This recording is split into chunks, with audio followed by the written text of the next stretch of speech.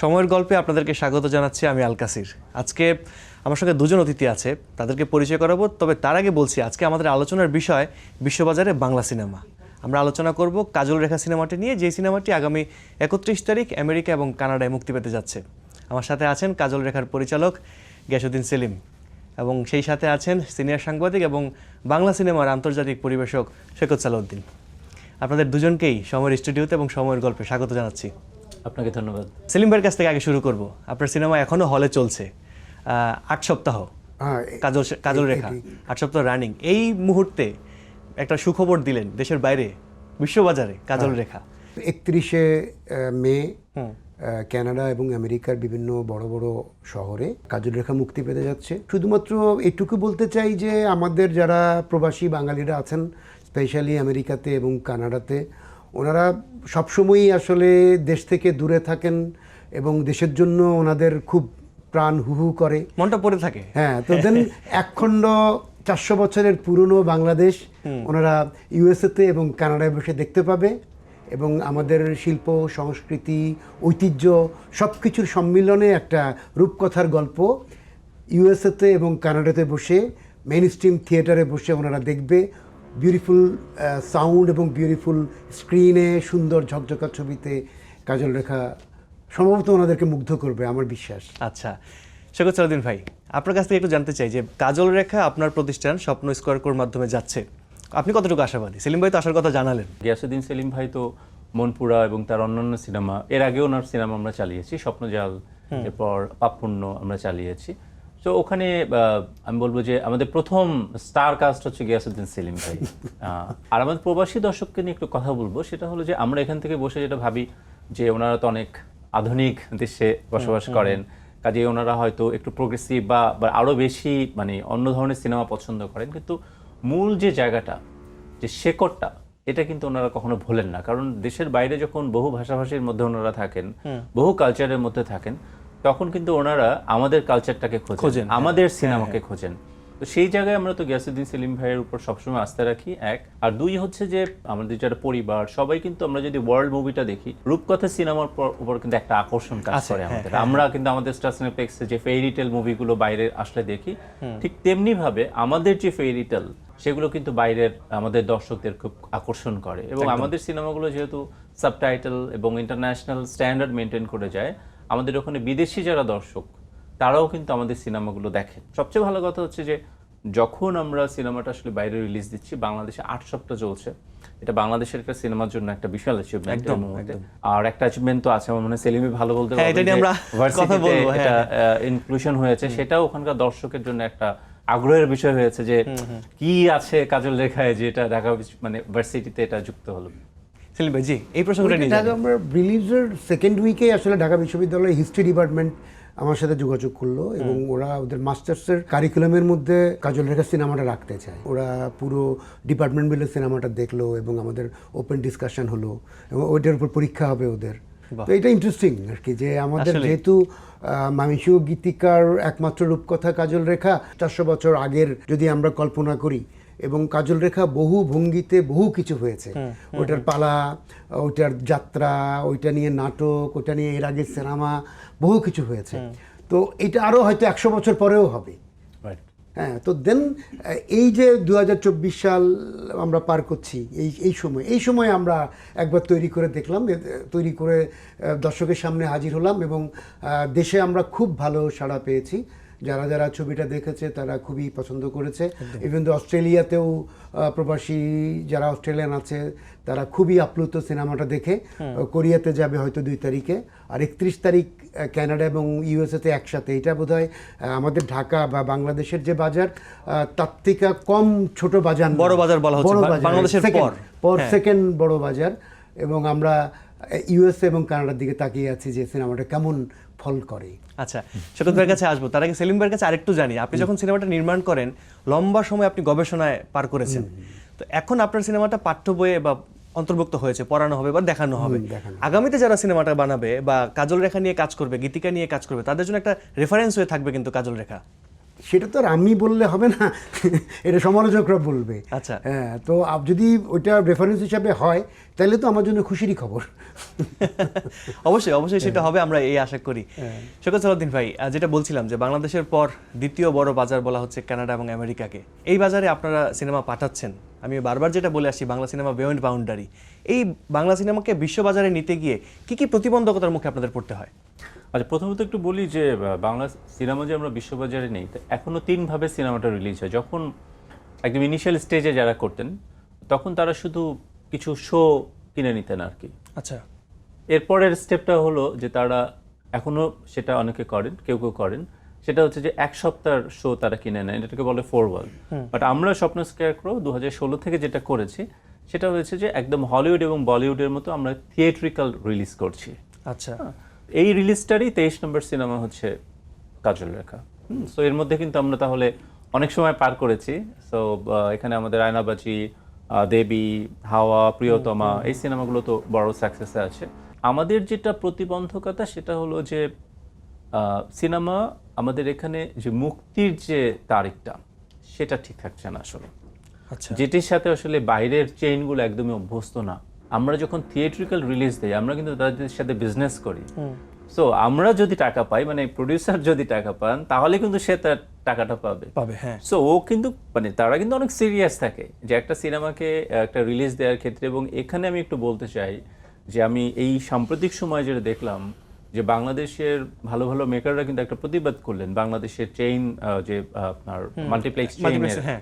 আমি নামটা না বলি। তো সম্প্রতি যে প্রতিবাদটা হলো সেখানে যে বিষয়টা আমাকে স্পর্শ করেছে বা আমাদের কষ্ট দিয়েছে সেটা হচ্ছে যে বাংলাদেশের সিনেমাগুলো যে এখন দেশের বাইরে রিলিজ হয় সেখানে কিন্তু এরকম আসলে কোনো ঘটনা নাই যে একদিন বা 2 দিন বা 3 দিন পর সিনেমা নামিয়ে দেয়। এ ধরনের কিন্তু কোনো ঘটনা নাই, কোনো উদাহরণ নাই। তারা কিন্তু পৃথিবীর সবচেয়ে বড় বড় চেইন এএমসি, 500 লোকেশনে তার 10,000 স্ক্রিন আছে, রিগাল, সিনেমার্ক, কানাডা সিনেপ্লেক্স এন্টারটেইনমেন্ট, তারা কিন্তু পৃথিবীর আপনি যদি সার্চ দেন টপ 5-এ পাবেন। বক্স তো নাম্বার 1 বলবে। তারাও কিন্তু যে পদ্ধতিতে সিনেমাটা চালান সেটা হচ্ছে যে তারা 7 দিন, তারা মুক্তির আগে কিন্তু এটা নির্ধারিত হয়ে যাবে। আচ্ছা। যে সিনেমাটা কি 7 দিন চলবে নাকি 4 দিন চলবে, কখনো কখনো 4 দিনও চলে। আর শুধুমাত্র মধ্যপ্রাচ্যের একটা চেইন আছে যারা বলে যে আমরা ডে ওয়াইজ আপনাদেরকে মনিটর করে চালাবো। ওকে। সো এটা কিন্তু একদমই আমাদের ব্যাপার, আমরা এটা অ্যাকসেপ্ট করতেও পারি, নাও করতে পারি। 7 দিনের যে সিনেমাটা রিলিজ হয় সেখানে কিন্তু 3 দিন যে উইকেন্ড, এই পর্যন্ত সিনেমাটা কিন্তু যেভাবে আমাদের সাথে কথা হয়েছে সেইভাবেই তারা চালাবে, চলবে। সে ডেলি 4টা করে শো তাকে চালাতে হবে। এবং এরপরে যখন সিনেমাটা যদি খারাপ যায় তখন তারা খুবই ভদ্র ভাষায়, খুবই সহানুভূতির সাথে আমাদেরকে বলে যে আনফরচুনেটলি তোমার এই মুভিটা ভালো যাচ্ছে না, তো আমরা তোমার শো কমাবো। সো আমরা যেটা করছি তোমার শোটাকে আমরা কমাচ্ছি কিন্তু প্রাইম টাইমে রাখছি। আচ্ছা। সো তুমি কি আমাদের সাথে একমত কিনা? তো এই সিস্টেমে কিন্তু আসলে সিনেমাটা চলবে এবং 7 দিন চলবে, এটা পরের সপ্তাহ চলবে। আমাদের সিনেমা এরকমও আছে 3-4 সপ্তাহ চলেছে, 6 সপ্তাহ চলেছে, এরকমও আছে। কিন্তু এটা কিন্তু সিস্টেম। সো আমি বাংলাদেশেও যেটা দেখলাম আমাদের নির্মাতারা প্রতিবাদ করলেন, এটা আমাকেও কষ্ট দিয়েছে আসলে। যে আপনি একটি সিনেমা যখন রিলিজ হয় তখন প্রথম দিন মানুষের জানতেও আসলে সময় লাগে, হ্যাঁ। দ্বিতীয় দিন থেকে কিন্তু তার টাইম কোন কোন সময় চলছে এটা অ্যাডজাস্ট হতে সময় লাগে। রাইট। সিনেমার 2 দিন পরেও বাংলাদেশের অনেক বড় বড় ব্লকবাস্টার সিনেমা আছে। বেদের মেয়ে জ্যোৎস্নার কথাই বলি, তৃতীয় বা চতুর্থ দিন থেকে সিনেমাটা পিক করেছে। তো কাজে এই বিষয়টার তুলনায় আমি বলবো যে বাইরের বাজারের একটা, আমি বলবো যে সেখানে অনেক সম্মানের সাথে সিনেমা রিলিজ হচ্ছে এবং আমরা বড় রিলিজও করতে পারছি। যেটা আপনার প্রশ্ন ছিল যে প্রতিবন্ধকতা একটাই, সেটা হচ্ছে যে আমাদের টাইম শিডিউলগুলো ঠিক থাকছে না। এটা যদি ঠিক থাকতো 2 মাস প্রমোশন করে 3য় মাস চলে, এরকম করে যদি আমরা 6টা মুভি রিলিজ করতে পারি, এটা বাংলাদেশের সিনেমার জন্য $1 মিলিয়ন একটা বিজনেস হবে।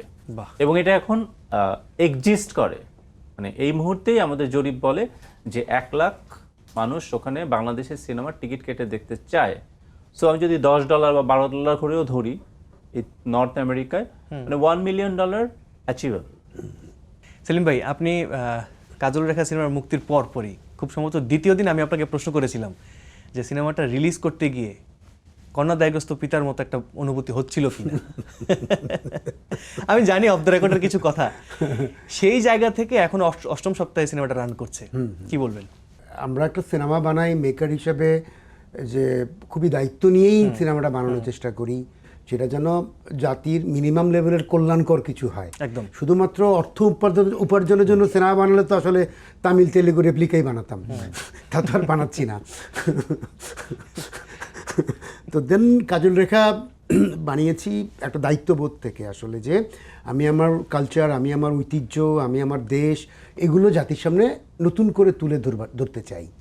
তো একইভাবে আমি আসলে আমার বিদেশে যারা, যে আমেরিকা, ইউএসএতে, আমি স্পেশালি বলবো যে ওদের বাচ্চাদেরকে, যারা টিনেজার বা ছোট বাচ্চা, তরুণ যারা বাংলাদেশ, মানে ওখানকার second generation or third generation, এবং দাদি নানি যারা আছেন আর কি, বয়স্ক যারা আছেন, সবাইকে সহ একসাথে যদি সিনেমাটা দেখে, এটা খুব উপভোগ্য হয়। আমি দেখেছি ঢাকাতেই স্টার সিনেপ্লেক্সের বিভিন্ন ইয়েতে, যেই ফ্যামিলিগুলো, যে দাদি আসছে, নাতিরা আসছে, সীমান্ত সম্পর্কে আমরা তাই দেখলাম।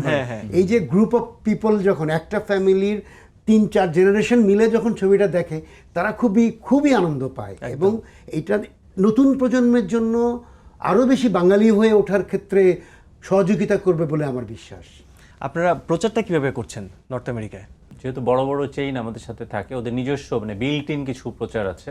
ওরা ওদের যে টার্গেট গ্রুপ আছে, সেখানে ওদের যে কমিউনিকেশন যে টুলস আছে সেটা করে। পাশাপাশি তো আমরা ওখানকার টেলিভিশন, ওখানকার যে বিভিন্ন অনুষ্ঠান, সেখানে যে পোস্টারিংয়ের যে কালচারটা আছে, ওখানকার পত্রিকায় বিজ্ঞাপন দেওয়া, এই কাজগুলো আমরা নিয়মিত করে থাকি।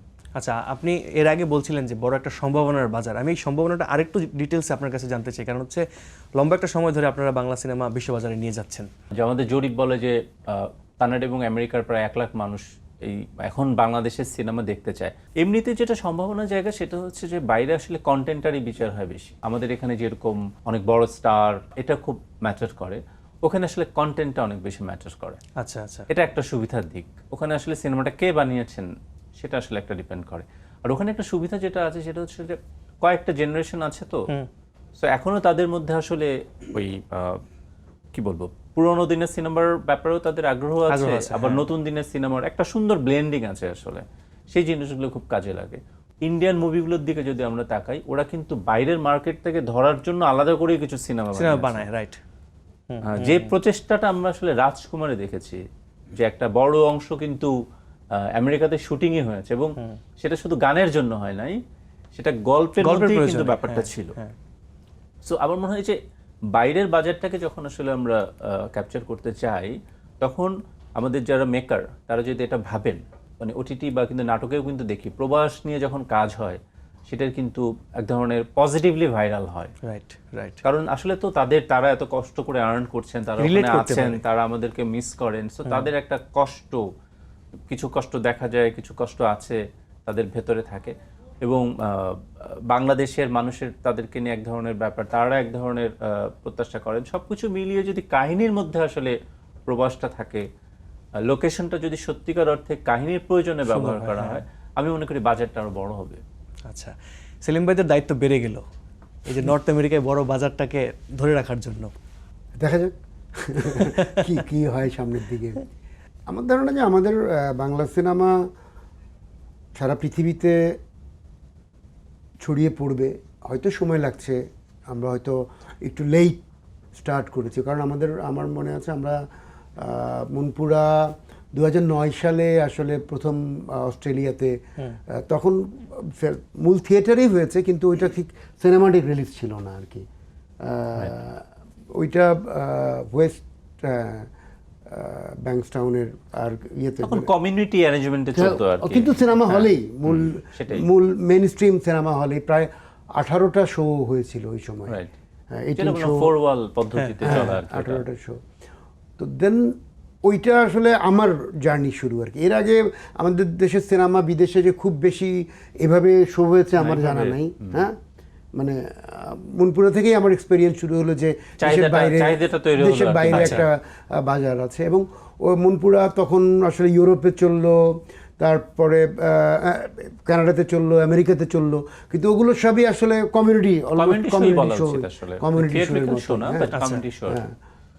তারপরে আসলে আমার সেকেন্ড স্বপ্নজালি তো তোমরাই চালালা, দেন ধীরে ধীরে আসলে এই পাপূর্ণ জায়গাটা একটা বড় রিলিজ হয়েছে, হ্যাঁ, পাপূর্ণ, প্রায় 91টা থিয়েটার আমরা রিলিজ করেছিলাম আচ্ছা। পাপূর্ণ। আপনার কাছে মানে ভাইয়ের কাছে আমি একটু জানতে চাই, জি, যে জি। দেশে আপনি মানে আপনি তো একটা স্বপ্ন নিয়ে কাজল রেখা নির্মাণ করলেন, যখন মুক্তি পেলেন মানে আপনার কোন কোন জায়গায় আমাদের অডিয়েন্স কানেক্ট করেছে আপনার মনে হয় যে মিলেছে আর কি, যে আপনি যখন বানিয়েছেন তখন মনে হচ্ছিল না মন্দিরকে মনে হয় পছন্দ করবে বা সাদিয়ার এই জায়গাটা পছন্দ করবে না, আপনার কোন জায়গাগুলো মিলেছে দর্শকের সাথে? দেখো, এটা আমি যখন দর্শকের সাথে ছবি দেখতে বসি, হ্যাঁ, জি, জি। আমার নিজেরই এত টেনশন লাগে যে ওটা কোথায় কোনটা রিলেট করেছে, ওইটা আমি feedbackটা খেয়াল কোথায় করি কোথায় না। পেয়েছেন? হ্যাঁ, কি কি feedback ফিডব্যাক যেখানে যেখানে আসলে যা যা ফিডব্যাক দরকার ছিল, যেখানে একটু হাসির দরকার ছিল, আমরা তো আর কমেডি করি নাই, না। হিউমার আছে কিছু, যেখানে হিউমারটা প্রপারলি কানেক্ট করতে পারছে। এবং এটা আমি দেখেছি সবসময় হলে যদি একটু বেশি পরিমাণ লোক থাকে, মানে ভরা হল, হ্যাঁ, দেন খুবই যেখানে হাসির পুরো হল হাসছে, যেখানে একটু দুঃখ পুরো হল চুপচাপ, যেখানে একটু মন্তব্য করা দরকার, একটু শীষ বাজানো দরকার, শীষটিও বেজেছে। Right. তো দেন আমি এনজয় করি অডিয়েন্সের সাথে সিনেমা দেখতে, এবং আমি বোধহয় আমেরিকা এবং কানাডার অডিয়েন্সকে মিস করব। মানে আমার ভিসা থাকলে আমি চলে যেতাম, গিয়ে ওই দর্শকের সাথে আমি সিনেমাটা দেখতাম। আচ্ছা, আমি একটু আলাদা করে জানতে চাইবো যে অনেকে বলছে, আমরা কাজল রেখার ব্যাপারে তো অনেক ফিডব্যাক পেয়েছি, আপনিও পেয়েছেন, মিথিলার ব্যাপারে অনেকে বলছে যদি ন্যাশনাল অ্যাওয়ার্ড হয় কাজল রেখার, মিথিলা পাবে। মিথিলা ওয়ান্ডারফুল অ্যাক্টিং করেছে, একদম। আসলে শুধুমাত্র মিথিলার কাপড় অভিনয় বেশি। দেখার জন্যই অডিয়েন্স কাজল রেখা দেখতে পারে। মানে আমাকে অনেকেই বলেছে যে সবাই ভালো অভিনয় করেছে, কিন্তু মিথিলার আসলে রোলটাই এরকম যে শি ইজ লাকি। আসলে আমি বলবো যে একটা প্রপার রোলও চুজ করতে পেরেছে, কারণ এটা তো করতে চায় না লোকেরা, নেগেটিভ রোল। হ্যাঁ, গ্রে শেডের হ্যাঁ, কিন্তু রোলটা খুবই মানে ইটস এ ব্যালেন্স রোল, যে ওকে খুবই ঘৃণাও করছে না লোকেরা।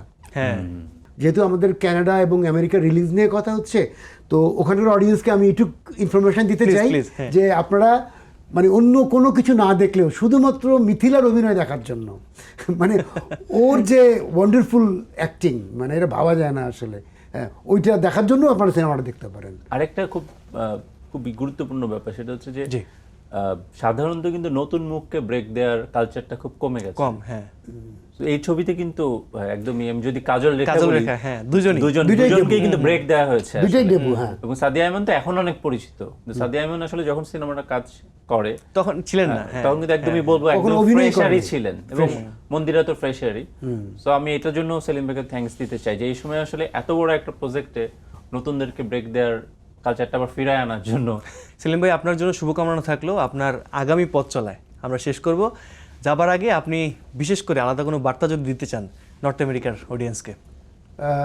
আমি north American audience, specially Canada এবং ইউএসএ, এই দু জায়গায় 31শে মে কাজল রেখা রিলিজ হচ্ছে, এবং আপনারা আপনাদের কাছের থিয়েটার যেটা আছে যেখানে রিলিজ হয়েছে ওখানে যান, সিনেমাটা দেখেন, এবং বাংলার ঐতিহ্য, আমাদের রূপকথা এবং আমাদের এক ঝাঁক তরুণ এবং প্রবীণ অভিনেতা অভিনেত্রীর সংমিশ্রণে যে সুন্দর অভিনয়, সেটা উপভোগ করুন। শকত ভাই। আমরা তো আপনাদের জন্য নিয়মিত বাংলাদেশের সিনেমা প্রদর্শন করছি, মুক্তি দিচ্ছি। তবে এই সিনেমার ক্ষেত্রে একটা কথাই বলবো যে বিদেশি রূপকথা আপনারা অনেক দেখেছেন, এবং বাংলাদেশের রূপকথাটা, এবং বাংলাদেশের একটা রূপকথা 400 বছর আগের রূপকথা, সেটা এত সুন্দরভাবে পর্দায় এসেছে যে আপনারা মুগ্ধ হবেন, আপনারা আপনাদের পরিবার, এবং আমি যোগ করতে চাই আপনারা আপনাদের বিদেশি বন্ধুদেরও নিয়ে আসবেন, আপনারা প্রাউড ফিল করবেন। থ্যাংক ইউ আপনাদের দুজনকে, আপনাদের ব্যস্ততার মাঝে আমাদেরকে সময় দিলেন। Thank you very much. শেষ করছি আমাদের আজকের আলোচনা। তাহলে আর দেরি কেন, 31শে মে দেখে নিন আপনার পাশের প্রেক্ষাগৃহে কাজল রেখা।